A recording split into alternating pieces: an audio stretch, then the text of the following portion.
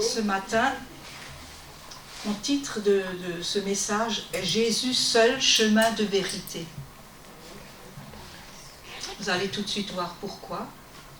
Parce que l'évangile est la parole de Dieu. On ne peut pas se servir de ce qui nous arrange dans la parole de Dieu. L'évangile n'est pas un évangile en guimauve. C'est exigeant. La parole de Dieu est là pour nous redresser, pour nous encourager, pour nous libérer, pour nous enseigner. Et des fois, on a besoin d'être redressé aussi. Et justement, on va prier tout de suite. Seigneur, dispose nos cœurs à accueillir ta parole. Ta parole est la vérité, Seigneur. Que la paix de Jésus descende dans vos cœurs, maintenant. Laissez-vous habiter par le Saint-Esprit, qu'il vous éclaire.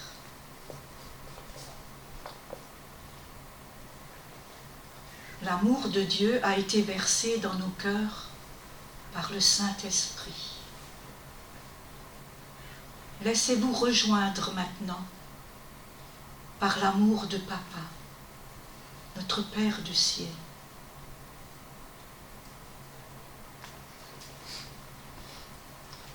Ta parole est une lampe à nos pieds, une lumière sur mon sentier.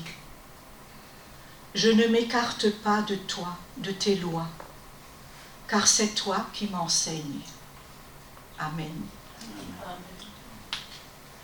Alors, de nos jours, les gens cherchent le bien-être dans des philosophies orientales ou ésotériques, même certains chrétiens.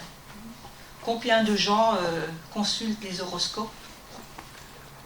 En faisant cela, ils tournent le dos à Dieu et le sacrifice de Christ n'a plus de valeur pour eux, puisqu'ils cherchent quelque chose de plus puissant. Et ils nient la puissance de Dieu, puisqu'ils cherchent autre chose. En Deutéronome 32, verset 16, ils ont excité sa jalousie par des dieux étrangers. Ils l'ont irrité par des abominations. Au verset 21, ils ont excité ma jalousie par ce qui n'est point Dieu. Ils m'ont irrité par leurs vaines idoles.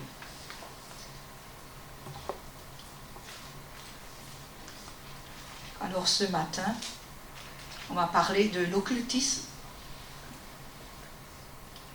Il y a beaucoup de gens qui ne savent pas ce que c'est l'occultisme. C'est la voie d'accès des démons envers l'homme, parce que les personnes ont le désir d'entrer en contact avec l'inconnu des puissances supérieures. Le mot occultisme est dérivé du latin masquer, dissimuler. Ces pratiques ou ces systèmes occultes viennent de Satan. Mais des gens s'y laissent séduire par des appellations hautement attirantes. C'est se détourner du vrai Dieu pour aller vers de faux dieux. C'est ce que la Bible appelle l'adultère spirituel. Proverbe 5, versets 5 et 6. En parlant d'une femme étrangère, ses pieds descendent vers la mort, et ses pas atteignent le séjour des morts, afin de ne pas considérer le chemin de la vie. Elle est errante dans ses voies, et ne sait où elle va. Cette femme immorale et adultère est décrite comme attirée par l'occultisme. Nous sommes avertis de ne pas marcher dans ces voies, parce qu'elles sont errantes et tortueuses. Proverbe 7, versets 25 à 27. que ton cœur ne se détourne pas vers les voies d'une telle femme. Ne t'égare pas dans ses sentiers, car elle a fait tomber beaucoup de victimes. Et ils sont nombreux tous ceux qu'elle a tués. Sa maison, c'est le chemin du séjour des morts. Il descend vers les demeures de la mort. La divination apporte par des moyens surnaturels la connaissance concernant des personnes, des événements et des situations. C'est la cartomancie. On peut voir ça en Acte 16, du verset 16 à 22. C'est l'histoire d'une servante avec un esprit de python qui devinait et procurait un grand profit à ses maîtres qui l'exploitaient. Elle était la première à discerner l'identité de Paul et de Silas. Ces hommes sont les serviteurs du Dieu très haut, et ils vous annoncent la voie du salut, criait-elle. Tout ce qu'elle disait était vrai, mais sa connaissance venait d'un démon. Une fois chassée, elle perdit toute sa capacité de prédire l'avenir, et ses maîtres perdirent leur source de revenus. La cartomancie, la divination, est vraiment occulte, c'est-à-dire cachée, car elle masque la source satanique sur cette vie. Si par exemple vous mettez une goutte de poison dans un verre d'eau, tout le verre est contaminé. La plupart des gens veulent savoir ce que le futur leur réserve. Mais Dieu demande de marcher par la foi et non par la vue. C'est en 2 Corinthiens 5, verset 7. Et on lui fait confiance sur ce que l'avenir nous réserve. Un autre canal de l'occultisme, c'est la sorcellerie. C'est la sœur jumelle de la divination. Elle utilise différents moyens pour influer les sens physiques. Et certains outils sont la drogue, les potions, les amulettes, la magie, le sort, les incantations et de nombreuses formes de musique. Par exemple, le hard rock, le métal, tout ça. Et je voulais juste vous donner un petit exemple, je crois que c'était en 90, dans les années 90. Il fallait que le groupe Scorpio voulait donner un concert à Mulhouse, et des chrétiens se sont mis ensemble pour prier. Mais le soir à 6h, voilà qu'un orage s'est abattu sur Mulhouse et ses environs. Ça a déraciné tous les arbres, et il n'y avait plus de courant. Donc, ils ne pouvaient plus faire leur concert. Et je voulais aussi vous raconter l'histoire. Mon frère, il était à la base de Ensheim dans le temps. C'était une base aéronautique. Il y avait encore des militaires, mais je crois que c'est fermé depuis. Et comme il est infirmier, ils l'ont mis à l'infirmerie, naturellement. Et voilà qu'il y a un jeune qui pète les plombs, qui est devenu fou. Donc ils l'ont emmené chez lui, à l'infirmerie, en attendant de l'emmener en psychiatrie. Et au moment où mon frère s'approche de lui, il lui dit « Tu sais, je ne veux pas que tu m'approches, j'ai peur de toi, je le sens, tu pries. » Qui est-ce qui lui a dit qu'il priait? Mon frère n'a pas prié du tout, en voix haute, il a prié dans son cœur, je pense. Mais qui est-ce qui lui a révélé qu'il priait et qu'il a peur? Vous voyez, les démons ont peur, et l'arme la plus puissante, c'est la prière. Il ne faut pas avoir peur des démons. Vous avez la puissance de les vaincre. Et la prière est la meilleure de l'arme. Alors, n'ayez pas peur. On est des guerriers, on est des soldats. Jésus est avec nous et on peut les vaincre et les repousser. Le mot grec traduit par enchantement signifie drogue. La version d'Arby parle de magie. Les actions mauvaises associées à la sorcellerie sont les meurtres, l'impudicité, le vol, la toxicomanie, qui ouvrent souvent la voie à d'autres maux. En Deutéronome 18, versets 10 à 12, l'Éternel dit « Qu'on ne trouve chez toi personne qui fasse passer son fils ou sa fille par le feu, personne qui exerce le métier de devin, d'astrologue, d'augure, de magicien, d'enchanteur, personne qui consulte ceux qui évoquent les esprits ou disent la bonne aventure, personne qui interroge les morts. Car quiconque fait ces choses est en abomination à l'Éternel. Ceux qui interrogent les morts font tous aujourd'hui partie du spiritisme. Abomination est le mot hébreu le plus fort pour signifier que l'Éternel hait et rejette ses pratiques occultes et s'expose à des démons. Les fausses religions sont aussi liées à l'occultisme. Ils prétendent nous diriger vers la lumière, mais en fait, ils nous attirent vers les ténèbres. Jean 10, verset 9, Jésus dit « Je suis la porte. Si quelqu'un entre par moi, il sera sauvé. » Jean 14, verset 6, « Je suis le chemin, la vérité et la vie.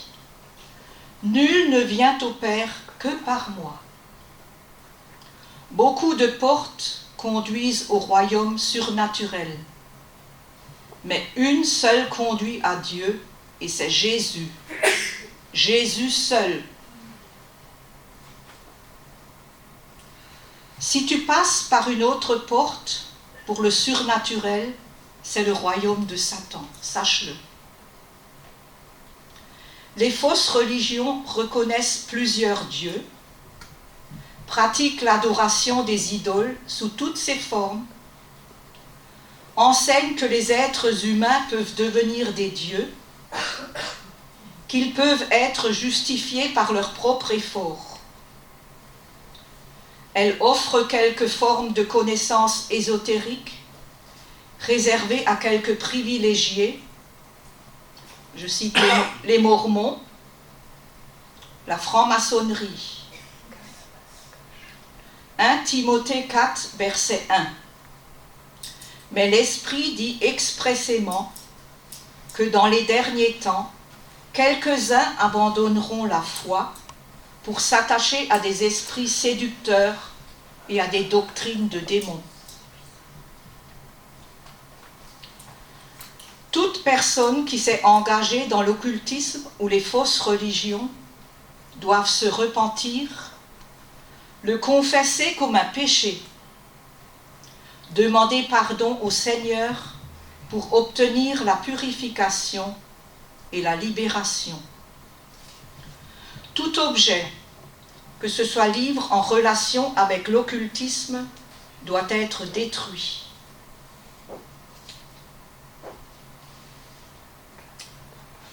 Aujourd'hui aussi, je vais vous parler du yoga. Beaucoup de personnes, c'est pour ça que j'ai choisi ce thème, parce que je connais beaucoup de personnes autour de moi qui pratiquent ces choses-là et qui ne sont pas au courant. Et il faut les avertir, c'est notre devoir. Parce qu'il n'y a pas longtemps, je réfléchissais et le Seigneur me disait « Je t'ai confié un troupeau, qu'en as-tu fait? Est-ce que tu l'as laissé aller à la dérive? Est-ce que tu t'es occupé? » On peut avertir, si les gens ne veulent pas suivre, ben, vous laissez tomber. Mais vous êtes responsable, vous devez avertir les gens. Alors le yoga, ce n'est ni un sport, ni quelque chose qui donne le calme intérieur, ni un chemin qui mène à Dieu. C'est une pratique d'auto-salut qui glorifie la nature de l'homme et tend à faire de lui un surhomme. Cette pratique est en opposition formelle avec le chemin de Dieu. La pratique du vide mental est très dangereuse. Lorsque le yogi arrive à ce point, sa volonté est complètement anéantie. Et c'est à ce moment que les esprits pénètrent dans l'esprit de l'homme, le soumettant à leur emprise diabolique. Il est entraîné dans un processus de dérèglement psychique qui risque de le conduire à la folie. Pendant ce temps, l'homme s'est prostitué aux esprits qui se sont fait passer pour des dieux et son cœur a été entraîné à l'idolâtrie. Mais c'est à la croix que Jésus a vaincu toutes ces puissances de ténèbres. Jésus rend libre. Celui qui vient à lui peut être libéré. Et j'ai été tellement touchée par le premier chant que Brunette a chanté. Nous élevons le nom de Jésus au-dessus de tout esprit méchant. On va le chanter à la fin. Devant la puissance du sang de Jésus, nous sommes libres. Si tu as pratiqué le yoga et l'occultisme, sache que le diable a des droits sur ta vie. Brûle tous tes livres et objets, les pendules par exemple, et sépare-toi de toutes ces pratiques au nom de Jésus. Confesse ton péché à Dieu et mets-toi sous la protection du précieux sang de Jésus. Et si vous avez reçu votre délivrance, remerciez Dieu. Vivez de la parole de Dieu. Méditez la parole quotidiennement. Donc, comme nous avait dit Karine vendredi, donc si le mauvais esprit est expulsé, il faut remplir de nouveau. Parce que sinon, il revient avec 7 autres plus forts. Donc, il faut qu'on vit de la parole de Dieu. Méditez la parole quotidiennement. Louez le Seigneur chaque jour. On peut dire, faites-vous un vêtement de louange. Louez, louez, parce que le diable n'aime pas cela. Disciplinez-vous. Disciplinez-vous, donc, devenez des disciples de Christ. Obéissez et soumettez-vous à Dieu.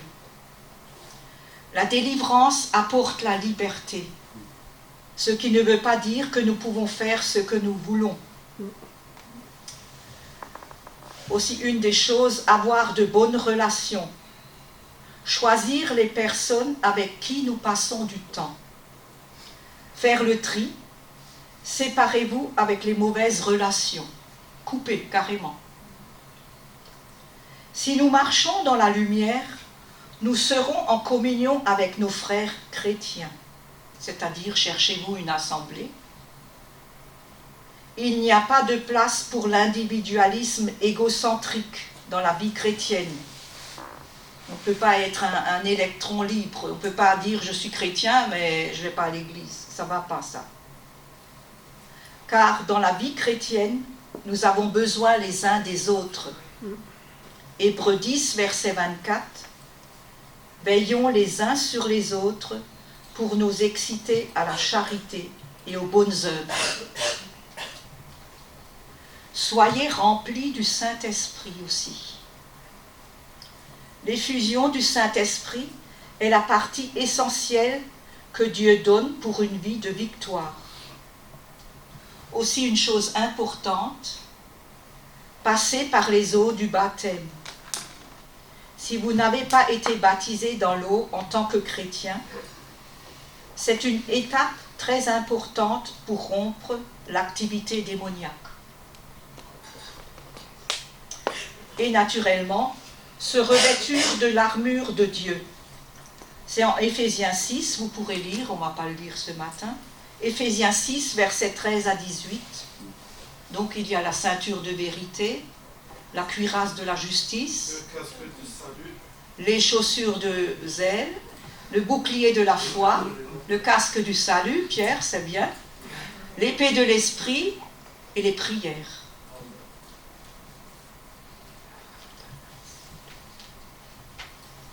Voilà. Alors, on va continuer.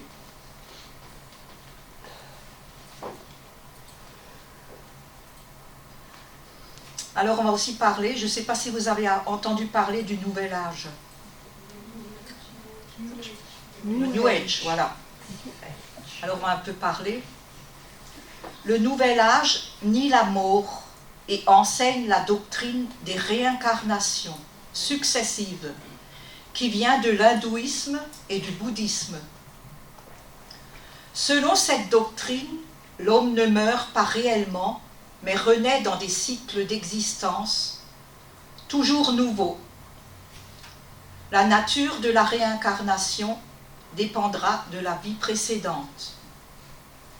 Cette loi automatique appelée karma demeure en application jusqu'à ce que l'homme soit suffisamment perfectionné pour entrer dans le nirvana, état dans lequel se dissout son existence. Le mouvement du Nouvel Âge affirme clairement que l'homme peut se sauver lui-même en découvrant son ego au moyen de sa conscience élargie. Quand l'homme veut être comme Dieu, il ouvre évidemment la porte à Lucifer, qui est même adoré dans le mouvement du Nouvel Âge. Hébreux 9, verset 27 nous dit « Il est réservé aux hommes de mourir une seule fois, après quoi le jugement. Voilà ce qui démontre complètement la philosophie de la réincarnation. » Acte 4, verset 12 « Le salut ne se trouve en aucun autre, car il n'y a pas sous le ciel aucun autre nom donné parmi les hommes, par lequel nous devions être sauvés. » On va aussi voir quelque chose dans la Bible. 1 Roi 18, verset 18. Élie reproche à Akab d'avoir abandonné les commandements de l'Éternel et d'être allé après des Baals. Et au verset 21, il dit « Jusqu'à quand clocherez-vous des deux côtés ? Si l'Éternel est Dieu, allez après lui. Et si c'est Baal, allez après lui. » Mais on va le prendre, ce texte, et on va le lire. Donc c'est 1 Roi, chapitre 18, de 22 à 39.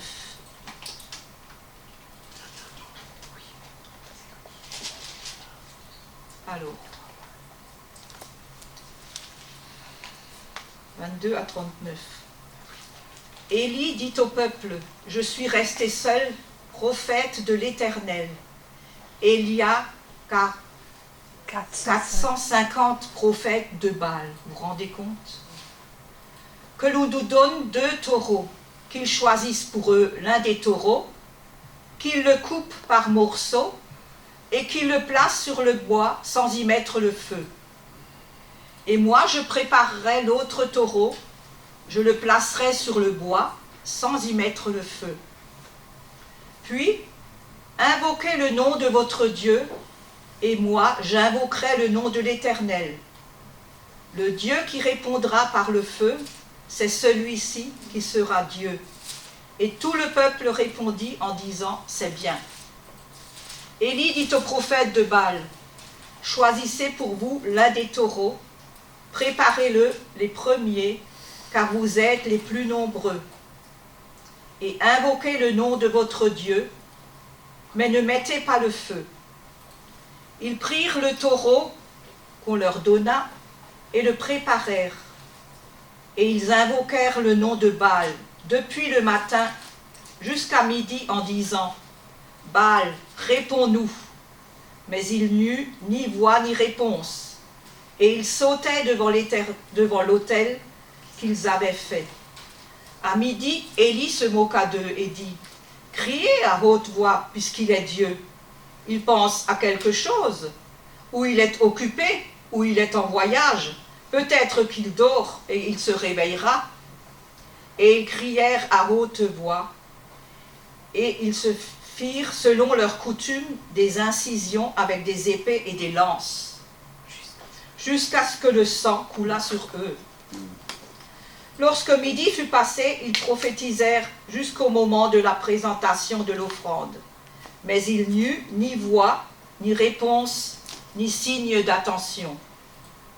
Élie dit alors à tout le peuple, « Approchez-vous de moi. » Tout le peuple s'approcha de lui, et Élie rétablit l'autel de l'Éternel qu'il avait été renversé. Il prit 12 pierres d'après le nombre des tribus des fils de Jacob, auxquelles l'Éternel avait dit, « Israël sera ton nom. » Et il bâtit avec ces pierres un autel au nom de l'Éternel. Il fit autour de l'autel un fossé de la capacité de 2 mesures de semences.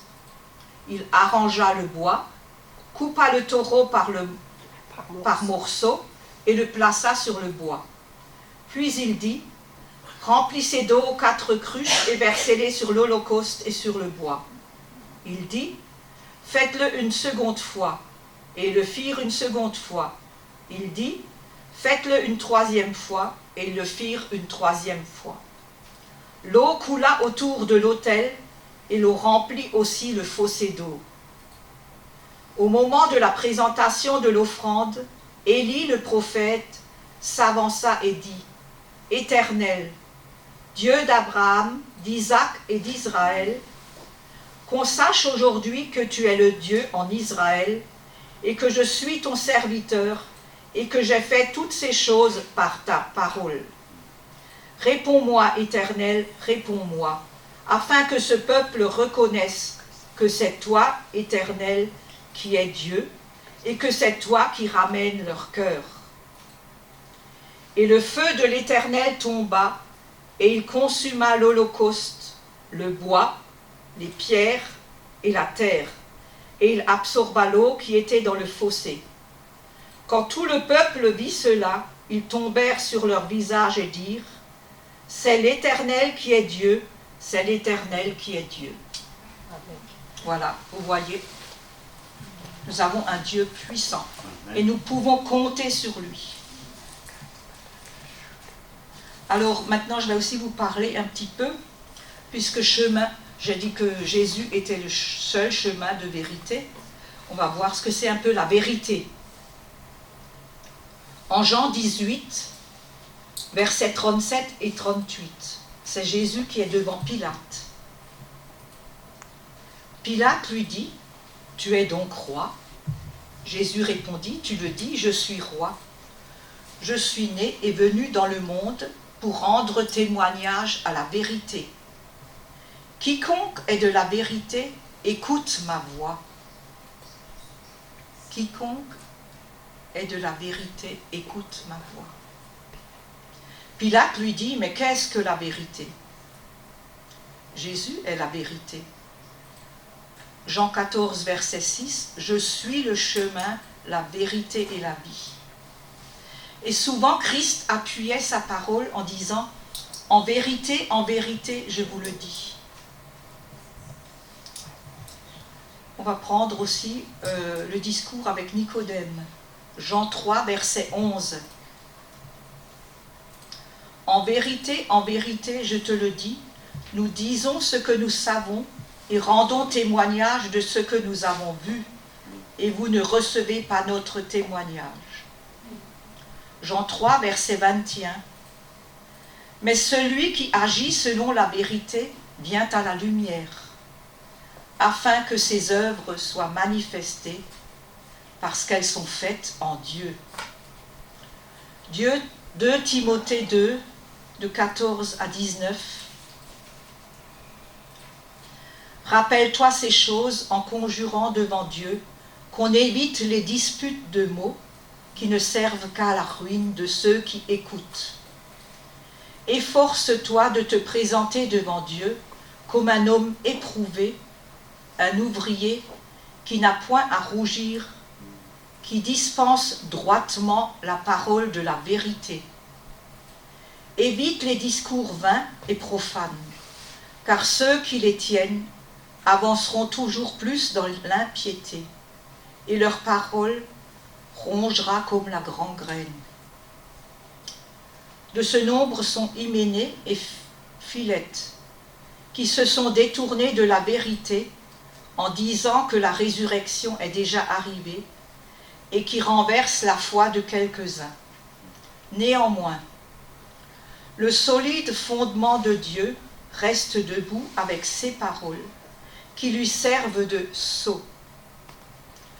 Le Seigneur connaît ceux qui lui appartiennent, et quiconque prononce le nom du Seigneur, qu'il s'éloigne de l'iniquité. Couper droitement la parole de la vérité veut dire couper droit son chemin et choisir la bonne route. Y persévérer malgré les obstacles. Timothée a choisi de marcher sur ce chemin sans dériver. Au verset 16, 17 et 18, Hyménée et Philette niaient la résurrection, et ces erreurs se trouvent plus tard dans les systèmes gnostiques. Ces idées sont une méconnaissance du péché et de la rédemption accomplie par la mort et la résurrection de Christ. Ça peut arriver que l'erreur renverse la foi de quelques-uns, mais le solide fondement que Dieu lui-même a posé repose sur une foi bien ancrée dans l'Église, qui ne peut pas être ébranlée et qui restera debout malgré les tempêtes. Mais ce fondement, qui est-il ? C'est Jésus-Christ et l'évangile de sa grâce. 1 Corinthiens 3, verset 11. Car personne ne peut poser un autre fondement que celui qui a été posé, savoir Jésus-Christ. Au verset 19, néanmoins, le solide fondement de Dieu reste debout, avec ses paroles qui lui servent de sceau. Le Seigneur connaît ceux qui lui appartiennent. Jean 10, verset 14. Je connais mes brebis, et elles me connaissent. Nombre 16, verset 5. Moïse parla à Corée et à toute sa troupe en disant : Demain l'Éternel fera connaître qui est à lui et qui est saint, et il le fera approcher de lui. Il fera approcher de lui celui qu'il choisira.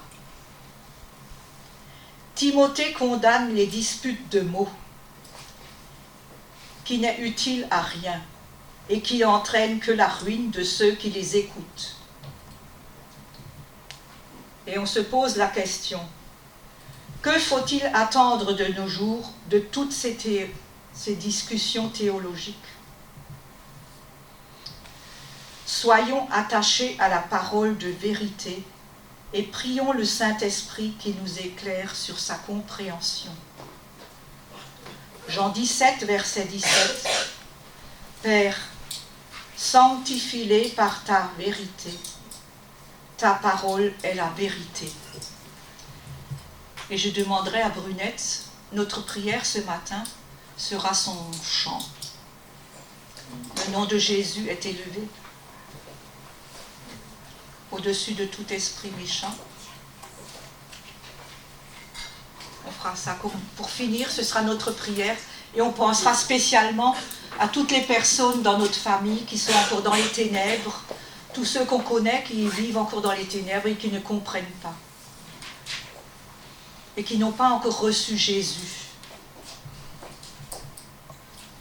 Par ce chant, on va faire cela de notre prière.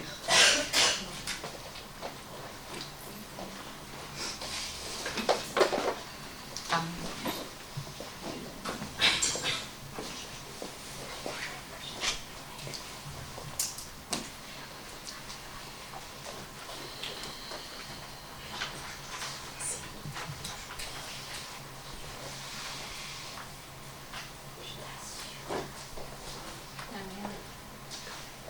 Amen, comme l'a dit Marie-Jo. Il n'y a de salut en aucun autre, car il y a sous le ciel aucun autre nom qui ait été donné parmi les hommes, lequel nous devrions être sauvés. Ce nom-là, c'est Jésus.